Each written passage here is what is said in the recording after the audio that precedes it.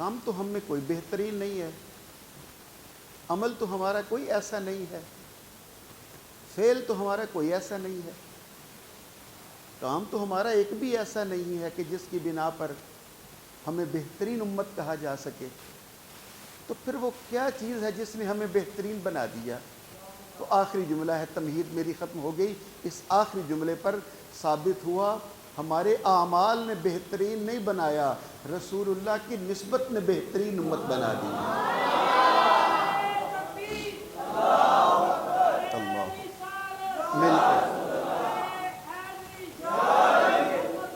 مل کے جزاک اللہ، جیتے رہیے، اللہ اکبر۔ یوں تو نعتیں یہ جو آپ نے سنی یہ زوری صاحب کی نعت ہے، نیکوں نے، ولیوں نے، شاعروں نے، عارفوں نے، متقیوں نے، پرہیزگاروں نے، ولیوں نے، ابدالوں نے، غوثوں نے، ہر ایک نے نعت لکھی ہے، صحابہ کرام نے، بلکہ نبیوں نے، سب نے سرکار دو عالم کی نعتیں لکھی ہیں، نعتیں کہی ہیں، نعتیں پڑھی ہیں۔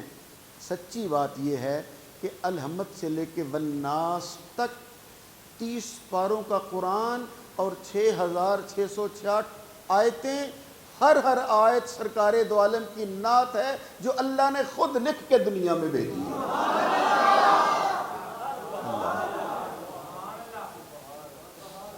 کوئی قرآن مجید میں سے ان کو اخذ کرنے والا ہو، کوئی سمجھنے والا ہو، کوئی وہاں تک پہنچنے والا ہو، تو پھر کسی کو شک نہیں رہتا عارف کھڑی، رومی کشمیر، حضرت سرکار میاں محمد بخش، کھڑی شریف والوں تک پہنچنے میں پھر دیر نہیں لگتی، جس نے اپنے مریدوں میں بیٹھ کے کہا تھا زیراں زبراں شداں مداں سب شان تیری وچ آئیاں۔ آپ فرما رہے ہیں کہ صرف یہ نہ سمجھنا کہ پوری آیت ہو تو تب شان مصطفیٰ بنتی ہے، پوری آیت ہوگی تو پھر نعت مصطفیٰ بنے گی، اور پوری صورت پڑھیں گے تو ایک نعت بنے گی۔ وہ کہتے ہیں نہیں، زیراں زبراں شداں مداں سب شان تیری وچ آئیاں، عامہ لوکاں خبر نہ کوئی، یہ خاصا رمضاں پائیاں۔ اللہ اکبر۔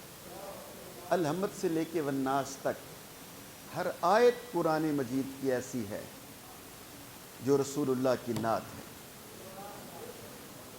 اور مفسرین اکرام نے باقاعدہ اس پر کام کیا ہے، اور ہر نعت ہر آیت سے رسول اللہ کی شان کو ثابت کیا ہے۔ گجرات والے حضرت مفتی احمد یار خان نعیمی رحمۃ اللہ علیہ، آپ بھی جب خطاب کرتے تھے، درس دیتے تھے، تفسیر لکھتے تھے، تفسیر بیان کرتے تھے، اور خصوصاً درس قرآن دیتے تھے، تو حضرت مفتی صاحب رحمۃ اللہ علیہ، اللہ تعالیٰ بلندی درجات بخشے، ہر آیت سے رسول اللہ کی الگ الگ شان لوگوں کو سنایا کرتے تھے، الگ الگ شان سنایا کرتے تھے۔ میں سوچ رہا تھا اگر مجھے کہا جائے کہ الحمد سے لے کے والناس تک ساری سرکار دو عالم کی ہر آیت حضور کی نعت ہے، اگر مجھے کہا جائے کہ آپ کوئی ایسی آیت پڑھو جو تمہیں سب سے بڑی نعت نظر آتی ہو، تو کون سی آیت پڑھو گے؟ تو میں بڑا سوچ بچار کے بعد اس منزل پر پہنچا کہ میں یہ آیت پڑھ کے رسول اللہ کی نعت سناؤں گا، وَإِذْ أَخَذَ اللَّهُ مِيثَاقَ النَّبِيِّينَ، جب اللہ نے نبیوں کو بلا کے وعدہ لیا تھا۔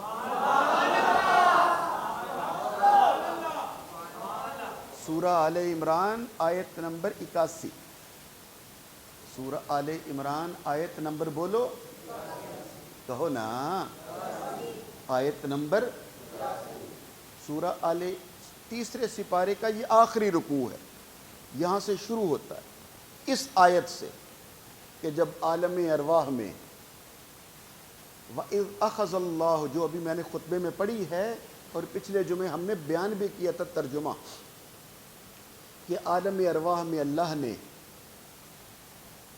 کس کو بلایا؟ 1.25 لاکھ نبیوں کو بلایا۔ عالم ارواح میں روحیں آئیں، 1.25 لاکھ نبیوں کی روحیں عالم ارواح میں حکم ایزدی پر سرکار دو عالم کی شان سننے کے لیے اور رسول پاک کی زیارت کرنے کے لیے اور حضور کی آمد کا ذکر سننے کے لیے 1.25 لاکھ نبیوں کی روحیں جب آئیں تو قرآن مجید کہتا ہے وَإِذْ أَخَذَ اللَّهُ، اے محبوب یاد کیجئے وہ وقت، أَخَذَ اللَّهُ مِيثَاقَ النَّبِيِّينَ، جب تیرے رب نے نبیوں سے وعدہ لیا۔ ایک بار پھر کہو نبیوں سے، پھر تیسری بار کہو نبیوں سے۔ یا میں نے پچھلے جمعے آپ کو ایک فکرہ کہا تھا، یاد دہانی کے لیے پھر بتلانے لگا ہوں۔ ابھی نبی دنیا میں آئے نہیں تھے، ابھی عالم ارواح میں ہیں، ابھی دنیا میں آئے نہیں ہیں، لیکن اللہ سبحانہ و تعالیٰ عالم ارواح میں بھی انہیں نبی ہی کہہ رہا ہے۔ معلوم ہوا نبی دنیا میں آ کے نبی نہیں بنتا، عالم ارواح میں بھی نبی نبی ہی ہوا۔ اللہ اکبر، اللہ اکبر۔ تو پھر اگر 1.25 لاکھ نبی عالم ارواح میں نبی ہیں تو پھر نبیوں کے ایمان کی شان کیا ہو؟ اللہ اکبر۔ اب یہاں ہم رکتے نہیں ہیں، بات کو تیزی کے ساتھ آگے بڑھا دیتے ہیں۔ معلوم یہ ہوا خالق کائنات نے قرآن پاک کو اگر ہم بغور پڑھیں تو 2 مجلسوں کا ذکر کرتا ہے قرآن، 2 محفلوں کا ذکر، ایک شان ربوبیت کے لیے، اللہ کی ربوبیت کی تصدیق کے لیے، الحمدللہ رب العالمین، اس سارے عالمین کو پالنے والا کون ہے؟ بولو اللہ۔ کہو نا کون پالنے والا ہے؟ اللہ۔ مل کے کہو نا کون؟ اللہ پالنے والا ہے، رب ہے۔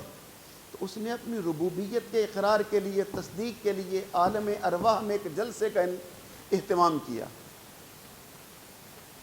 یہ میری بات نہیں ہے، کسی عالم کی بات نہیں ہے، کسی کتاب کا قصہ نہیں ہے، ناول کہانی نہیں ہے، قرآن کہہ رہا ہے جتنی اولاد آدم قیامت تک دنیا میں آنے والی ہے سب اللہ کی بارگاہ میں سامنے ہیں، اور آواز قدرت آئی، اللہ نے پوچھا تمام اولاد بنی آدم سے، تمام اولاد آدم سے، بولو الست بربکم، کیا میں تمہارا رب نہیں ہوں؟ قالو، سب روحوں نے پکار کے کہا بلا، کیوں نہیں، تو ہمارا رب ہے، ہم اقرار کرتے ہیں تو ہمارا۔ اب خاموش ہو جاتے ہو، ہم اقرار کرتے ہیں تو ہمارا رب ہے۔ اب جیسے ہی اقرار پورا ہوا جلسہ برخاست ہو گیا، جلسہ مکمل ہو گیا، محفل پوری ہو گئی، اور اس سے آگے بس اقرار ہو گیا، جلسہ مکمل ہو گیا۔ اور کمال کی بات یہ ہے کہ جب اقرار ربوبیت کا جلسہ کا اہتمام کیا تھا تو اس میں سب کو بلا لیا، مومنوں کو بھی بلا لیا، کفار کو بلا لیا، ماننے والوں کو بلا لیا، نہ ماننے والوں کو بلا لیا، عالموں کو، جاہلوں کو، ظالموں کو، عادلوں کو، مسلمانوں کو، یہود کو، نصارہ کو، سب کو بلا لیا اور اپنی ربوبیت کا اقرار کرایا۔ لیکن یہ قرآن مجید آپ کے سامنے ہے، جب رسول اللہ کی رسالت کے جلسے کا وقت آیا کسی اور کو نہیں بلایا۔ وَإِذْ أَخَذَ اللَّهُ مِيثَاقَ النَّبِيِّينَ، حضور کے میلاد کے جلسے میں صرف نبیوں کو بلایا۔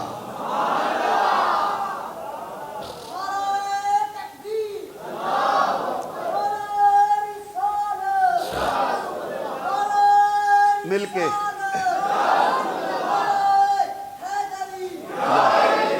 جیتے رہو، اللہ اکبر۔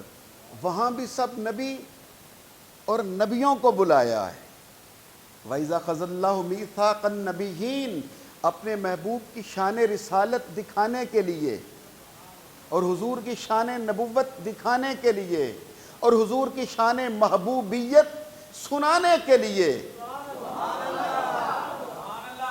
ہم اور آپ جیسوں کو نہیں، پتہ نہیں آپ کہاں تھے، صرف نبیوں کو بلائے کہ یہ ایسے میرے پاک محبوب کی محفل ہے، ہر کوئی نہیں آ سکتا۔ روز ازل فیصلہ ہو گیا، اس محبوب کی محفل میں ہر کوئی نہیں آ سکتا۔ اس پاک محفل میں نبیوں کو بلایا۔ میں آبا حضرات کو بیدار کرنے کے لیے پھر بار دیگر جملہ کہنے لگا ہوں، یہ جنہیں بلایا ہے شان دکھانے کے لیے، یہ تو سارے مقتدی ہیں۔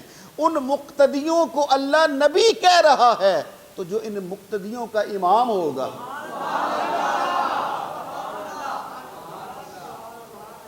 تو پھر ان کا عقیدہ کہاں جائے گا؟ جن کا خیال ہے کہ 40 سال تک تو ان کو پتہ ہی نہیں تھا میں نبی ہوں۔ وہ کیا سمجھتے ہیں کہ 40 سال تک حضور کو پتہ نہیں تھا میں نبی، بلکہ یہ تو فرشتہ آ گیا اور پھر اس نے بتلا دیا، اور معاذ اللہ خاکم بدہن کیا کیا بتاؤں اور کہاں کہاں لکھا ہوا ہے، کس کس کتاب میں سر پھوڑوں، کہ پھر وہ حضور آ گئے اور بی بی خدیجہ لے گئیں اور فلاں عیسائی نے کہہ دیا کہ ہاں آپ تو اللہ کے نبی ہو۔ ورقہ بن نوفل کو پتہ چل گیا کہ یہ نبی ہے اور حضور کو پتہ نہیں چلا۔ کیا عجب تماشے ہیں دین میں، اور کیا مذاق بنا رکھا ہے کتابوں کا بھی اور لکھنے والوں نے بھی اور سنانے والوں نے بھی۔ قرآن فیصلہ کر رہا ہے۔ عالم ارواح میں جب آئے تھے، جو ابھی دنیا میں تشریف نہیں لائے، دنیا میں آ کے اپنی نبوت کا اعلان کریں گے جب مجسم ہو کر دنیا میں تشریف لائیں گے۔ جب بلایا گیا تھا شان رسالت دیکھنے کے لیے، تب بھی وہ نبی ہی تھے۔ اگر مقتدی وہاں نبی بن کے آ سکتے ہیں، کوئی مانے نہ مانے، ان کا امام آمینہ کا لال بھی شان نبوت اور شان رسالت کے ساتھ آیا۔ اللہ کہہ کے پھر منزل پر واپس لاتا ہوں۔ معلوم یہ ہوا حاجی صاحب، ثابت یہ ہوا، ایک عزیز مصر تھا،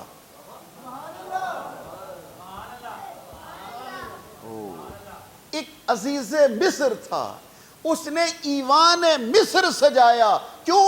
حسن یوسف دکھانے کے لیے۔ میرا خیال تھا میں آپ حضرات کو بیدار کر چکا ہوں، میرا خیال تھا میں آپ کو جگا چکا ہوں، لیکن نہیں، میں آپ کو جگا نہیں سکا۔ میں پھر کہنے لگا ہوں، عزیز مصر نے ایوان مصر سجایا، کیوں؟ حسن یوسف دکھانے کے لیے۔ پھر بی بی زلیخا نے محل سجایا۔ ادھر والے بھی بولو نا، سارے مل کے کہا۔ عزیز مصر نے ایوان مصر سجایا اور مصریوں کو بلایا، وزیروں کو بلایا، مشیروں کو بلایا، فوجیوں کو بلایا، کیوں؟ حسن یوسف دکھانے کے لیے۔ پھر زلیخا نے مصر کا محل سجایا اور خواتین مصر کو بلایا حسن یوسف دکھانے کے لیے۔ عالم ارواح میں اللہ نے ایوان ازل سجایا اور نبیوں کو بلایا حسن مصطفیٰ دکھانے کے لیے۔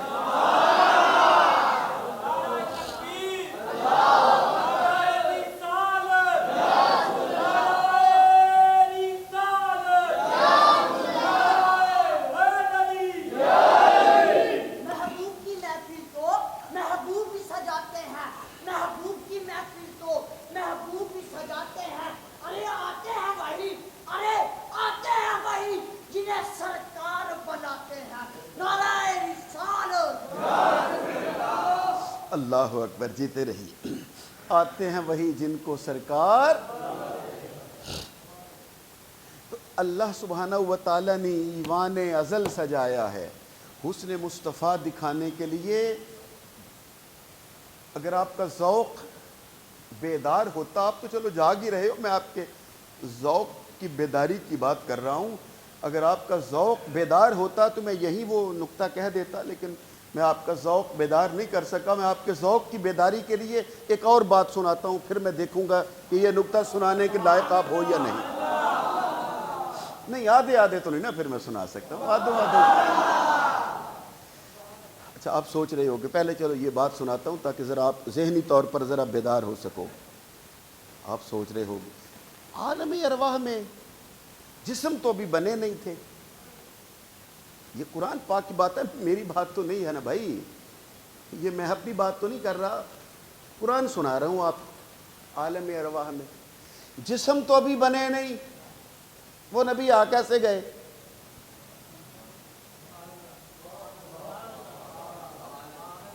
پھر تفسیر بیان کروں گا تو پھر آگے چل کر میں آپ کو بتلاؤں گا اور سناؤں گا اور سمجھاؤں گا کہ کان نہیں تھے مگر سن لیا، پاؤں نہیں ہے مگر آ گئے، اور آنکھیں نہیں تھیں مگر دیکھ رہے تھے۔ پھر میں آپ کو بتلاؤں گا کہ زبان نہیں تھی مگر سارے اقرار کر کے بول رہے تھے۔ یہاں تک میں آپ کو لانا چاہتا ہوں، لیکن پہلے اس منزل سے تو گزریں۔ عالم ارواح میں جب وہ ابھی نور کی صورت میں ہے، وجود ہے کوئی نہیں، جسم ہے کوئی نہیں، شکل ہے کوئی نہیں، وہ آ کیسے گئے؟ عالم ارواح میں متجسم ہو کر، متشکل ہو کر وہ کیسے پہنچ گئے؟ ہمیں تو سمجھ نہیں آتی، تو جنہیں سمجھ نہیں آتی اگر سمجھنا چاہیں گے تو میں ایک ایسی مثال پیش کروں گا کہ جو سمجھنا چاہیں گے انہیں ضرور سمجھ آ جائے گی کہ عالم ارواح میں متجسم ہو کر اور متشکل ہو کر کیسے آیا جاتا ہے، اور آیا جاتا ہے کہ نہیں آیا جاتا، اور سنا جاتا ہے کہ نہیں، بولا جاتا ہے کہ نہیں۔ میں ابھی ثابت کرنے لگا ہوں آپ کو بیدار کرنے کے لیے، تاکہ میں آخری نقطہ آپ کو سنا سکوں اور کہہ سکوں۔ میری جانب دیکھیے محبت کے ساتھ، کیا آپ سوچ رہے ہوگے کہ کیا مثال اور کیا دلیل پیش کرنے لگا ہوں میں؟ تو میں آپ کو بات واضح کرنے کے لیے، میں اپنی بات کی دلیل پیش کرنے کے لیے آپ کو معراج کی رات پہ لیے چلتا ہوں۔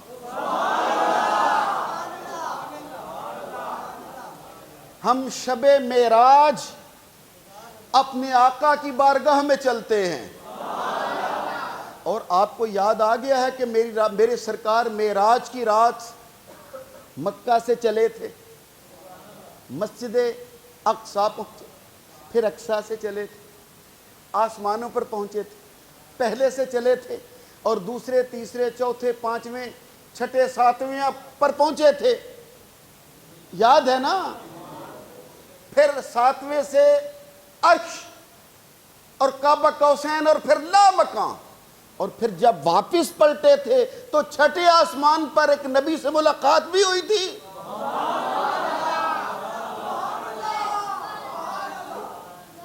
اور جن سے ملاقات ہوئی تھی انہیں موسیٰ کلیم اللہ کہتے ہیں۔ اب وہ ساری باتیں تو بیان کرنا ممکن نہیں ہے، لیکن ایک بات میں آپ کی خدمت میں ایسی ڈالوں گا کہ جو بھی آپ سے کہے نا کہ آپ کو شاہ جی سناتے ہیں جی نبی آ گئے، تو کیسے آ گئے؟ وہ تو عالم ارواح میں وہ کیسے آ گئے؟ تو میں آپ کو ایک ایسی دلیل کے ساتھ بات عرض کرنے لگا ہوں جسے کوئی توڑ نہ سکے، جس کا کوئی جواب نہ رکھتا ہو۔ بس آپ کے کان اور دماغ کھلا ہونا چاہیے۔ جب میری سرکار حضرت موسیٰ کلیم اللہ کے ساتھ گفتگو ہو رہی تھی، اور وہ واقعہ نمازیں کم کرنے والا یاد ہے نا کہ یہ زیادہ ہیں، اور پھر حضور گئے اور وہ سارا واقعہ نہیں، میں نے یہ بات عرض کرنی ہے۔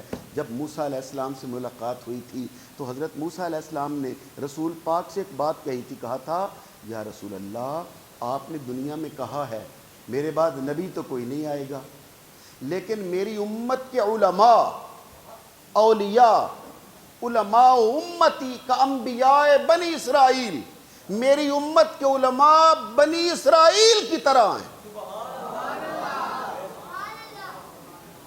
تو حضور نے کہا بالکل میں نے کہا ہے۔ حضور آپ نے یہ کہا، میری سرکار نے کہا بالکل میں نے کہا ہے کہ میرے بعد اب نبی کوئی نہیں آئے گا، بلکہ وہ نبیوں والا کام، وہ تبلیغ کا کام، وہ اسلام اور دین کو آگے پہنچانے والا کام میری امت کے علماء اور اولیاء اللہ کیا کریں گے۔ حضرت موسیٰ علیہ السلام نے کہا تو پھر حضور اگر آپ فرماتے ہو کہ میری امت کے علماء بنی اسرائیل کے نبیوں کی طرح ہیں تو کوئی دکھائیے کون سا عالم ہے۔ جب کہا نا کوئی دکھائیے تو میری سرکار نے عالم ارواح میں ایک نگاہ ڈالی اور اپنی امت کے امام غزالی کی روح کو مجسم کر کے سامنے لا کے کھڑا کیا۔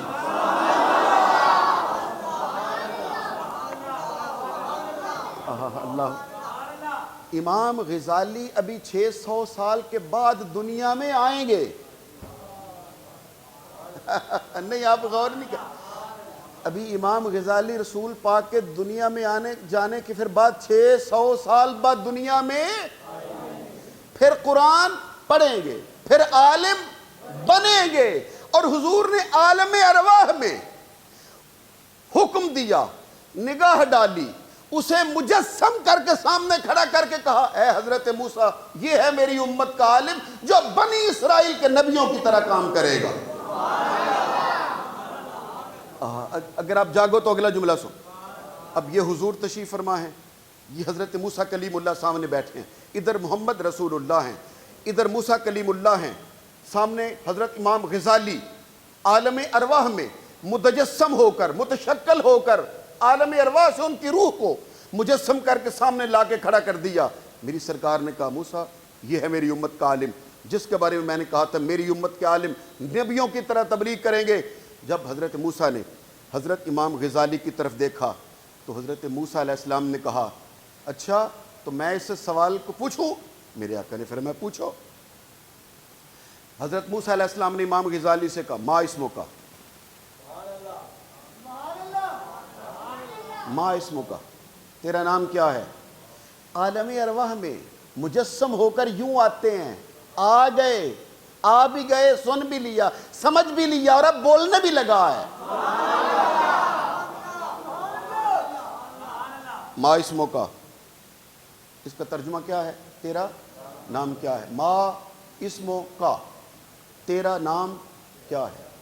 اب جواب سنو، جب حضرت موسیٰ نے کہا ما اسمو کا، تیرا نام کیا ہے؟ غزالی بولے محمد بن محمد بن محمد۔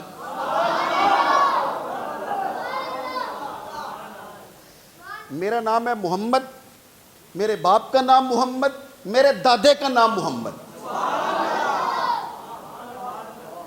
جب انہوں نے کہا نا محمد بن محمد من محمد تو حضرت موسیٰ علیہ السلام نے فوراً کہا میں نے صرف تیرا نام پوچھا ہے، تیرے باپ اور دادے کا نہیں، صرف تیرا پوچھا ہے، اور تو باپ دادے کی بات بھی کر رہا ہے، صرف اپنا نام بتانا چاہیے تھا۔ جب انہوں نے کہا نا صرف تیرا نام پوچھا ہے تو اپنا بتلا، تیرے باپ دادا کا نام کس نے پوچھا ہے؟ حضرت امام غزالی نے رسول اللہ کی طرف دیکھا اور ہاتھ باندھ کے کہا اگر اجازت ہو تو جواب دے دوں۔ کاش آپ مسکرا کے سن رہے ہوتے، کاش آپ کا ذہن میرے ساتھ ساتھ بیدار ہو کے چل رہا ہوتا۔ اگر اجازت ہو تو جواب دے دوں؟ میری سرکار نے مسکرا کر دے دو، لیکن سن یہ نبی ہے، ادب سے۔ انہوں نے ہاتھ باندھ کر نہیں حضور ادب سے۔ حضور حضرت موسیٰ علیہ السلام سے امام غزالی بولے آپ مجھ سے پوچھ رہے ہو تیرا نام کیا ہے، اور میں نے جواب میں کہہ دیا محمد، میرا نام محمد، میرے باپ کا نام محمد، میرے دادا کا نام محمد، اور آپ اعتراض کر رہے ہو کہ صرف تیرا پوچھا تھا، تیرے باپ دادا کو تو نہیں پوچھا تھا۔ تو جناب اللہ نے بھی آپ سے کہا تھا تیرے ہاتھ میں کیا ہے؟ ما تلک بیمینک یا موسیٰ، او موسیٰ تیرے ہاتھ میں کیا ہے؟ تو آپ بھی کہتے ہے یا عصایا، یہ میری لاٹھی ہے۔ آپ نے کیوں کہا تھا میری لاٹھی ہے، میں اس سے ٹیک لگاتا ہوں، میں اس سے پتے جھاڑتا ہوں، میں اس سے اور بھی بڑے کام لیتا ہوں۔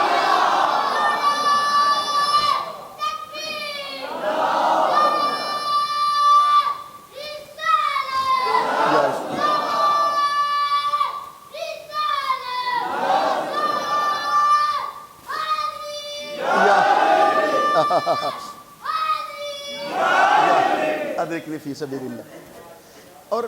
اور میری سرکار کی امت کے عالم کی پہنچ کہاں تک ہے؟ ابھی دنیا میں آ کے قرآن پڑھیں گے۔ یہ واقعہ تیرے ہاتھ میں کیا ہے؟ یہ کہاں لکھا ہے؟ قرآن میں۔ پتہ نہیں اب میں کس کو تقریر سناتا ہوں۔ یہ واقعہ کہاں لکھا ہے؟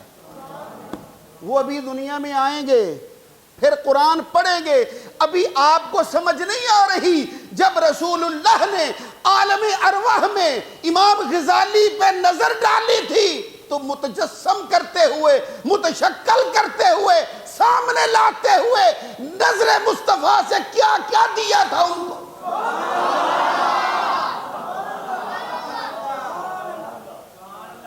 جب حضرت موسیٰ علیہ السلام نے سنا کہ جناب آپ سے بھی کہا تھا، ایک ہی سوال پوچھا تھا، تیرے ہاتھ میں کیا ہے؟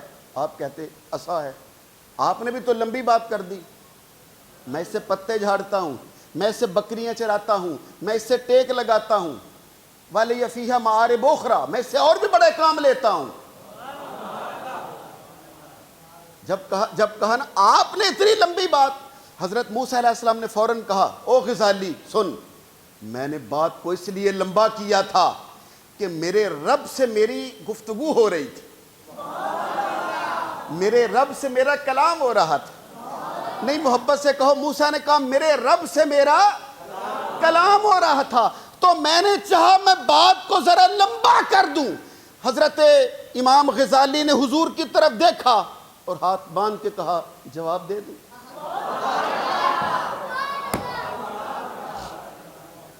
میرے آقا نے چھڑی پکڑی ہوئی ہے اور امام غزالی کے جسم کے ساتھ لگائی اور کہا ادب سے، اور کہا جاتا ہے جب امام غزالی دنیا میں تشریف لائے تو حضور کی لگائی ہوئی لاٹھی کا نشان ان کے جسم پر موجود تھا۔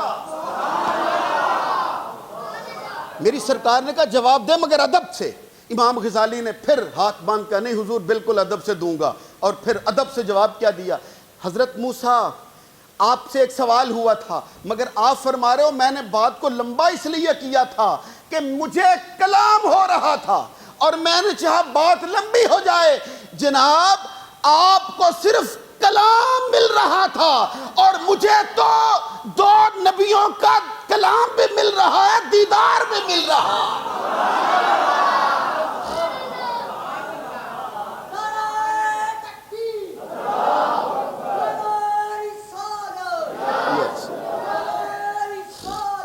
یا رسول اللہ صلی اللہ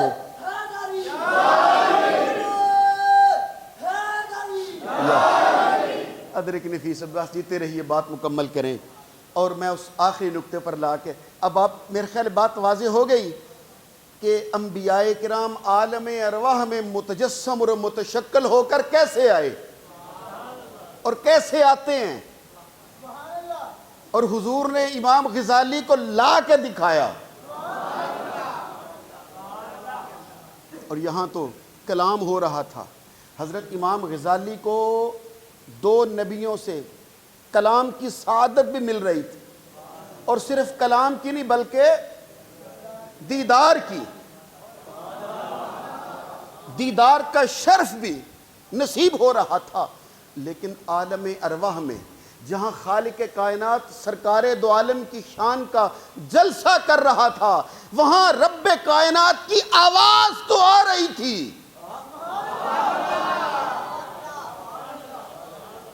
سوا لاکھ نبیوں کو متجسم کر کے متشکل کر کے بلایا گیا ہے، ایوان ازل سجایا گیا ہے۔ کیوں؟ حسن مصطفیٰ دکھانے کے لیے۔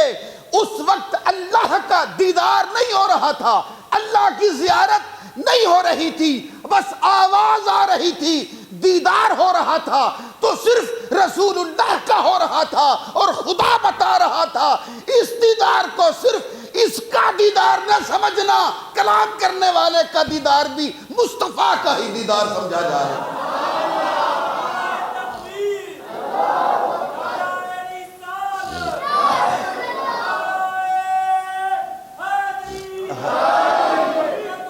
اللہ اکبر۔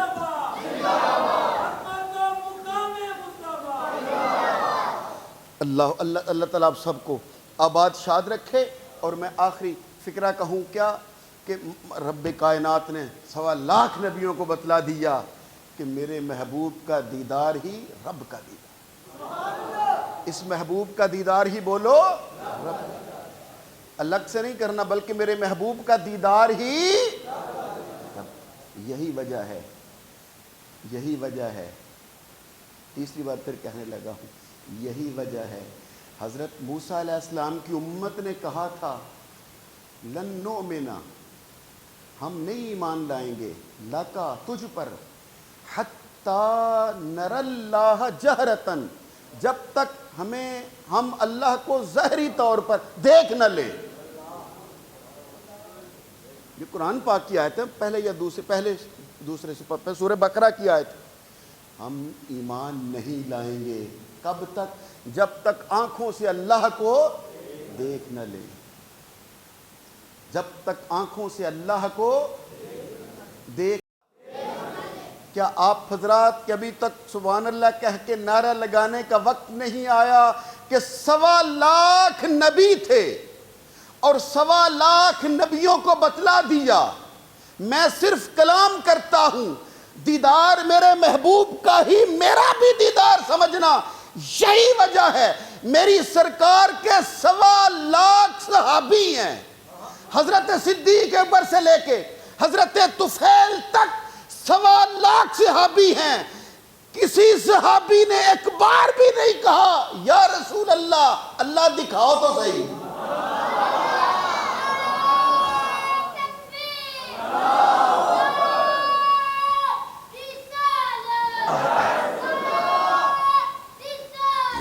یا رسول اللہ, کسی نے یا ایک بار بھی نہیں کہا یا رسول اللہ, جس اللہ کا کلمہ پڑھا رہے دکھاؤ تو صحیح. کہا کسی نے؟ حضرت صدیق اکبر نے, فاروق اعظم, عثمان غنی, مولا علی شیر خدا, حضرت بلال, حضرت سلمان فارسی, حضرت کسی نے کہا ہو, حضرت سعد, حضرت سعید, طلحہ, زبیر, عبد الرحمن, حضرت ابو عبیدہ بن جراح, کسی نے کہا ہو زندگی میں دکھاؤ تو صحیح؟ نہیں نہ کہا. کیوں؟ معلوم یہ ہوا ان کا عقیدہ بھی وہی تھا جو آج اللہ نے ہمیں عطا کیا ہے, اور جسے پیر مہر علی شاہ گولڑا شریف والے نے کہا تھا اس صورت نو میں جان آکھاں کہ جانے جہان آکھاں, سچ آکھاں تے رب دی.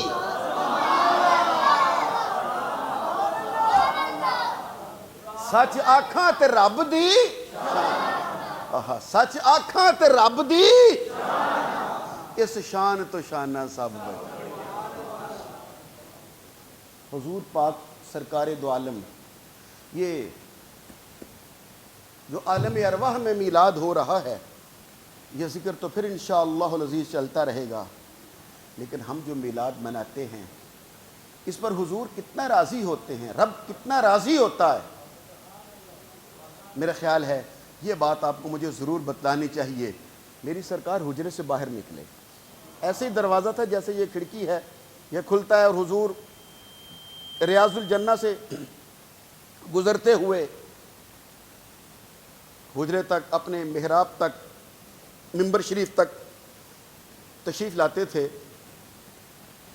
مسجد میں داخل ہوئے, صحابہ کرام بیٹھے ہوئے ہیں, گفتگو کر رہے ہیں. میری سرکار نے, کائنات کے شہنشاہ نے, اللہ کے حبیب نے جب بیٹھے ہوئے دیکھا حضور کھڑے ہو گئے. یہ 2 حدیثیں علیحدہ علیحدہ, تو ایک میں آپ کو سنا دیتا ہوں. میری سرکار نے فوراً جب صحابہ کرام بیٹھے, حضور تشریف لائے, چپ ہو گئے. حضور نے کہا ما اجلسکم, بتلاؤ کیوں یہاں, چلو میں خالی ترجمہ کر دیتا, بولو یہاں کیوں بیٹھے ہوئے ہو اور کیا گفتگو کر رہے ہو؟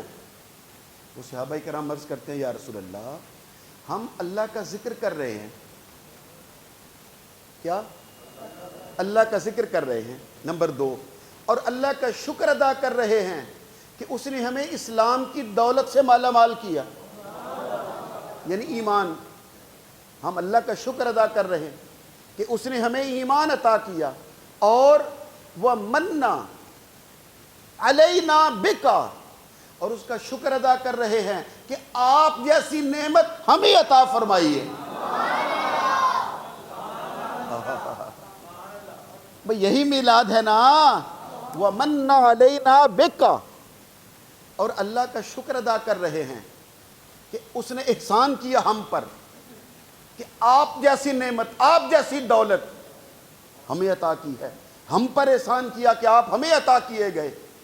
میرے آقا نے اگلا جملہ کہا قسم اٹھاؤ، کیا واقعی اسی کام کے لیے اور اسی بات کے لیے بیٹھے ہو؟ انہوں نے کہا ہم قسم کھا کے کہتے ہیں بس اسی مقصد کے لیے بیٹھے تھے، یا اللہ کا ذکر کر رہے تھے یا شکر ادا کر رہے تھے کہ ہمیں ایمان ملا اور مصطفیٰ ملا۔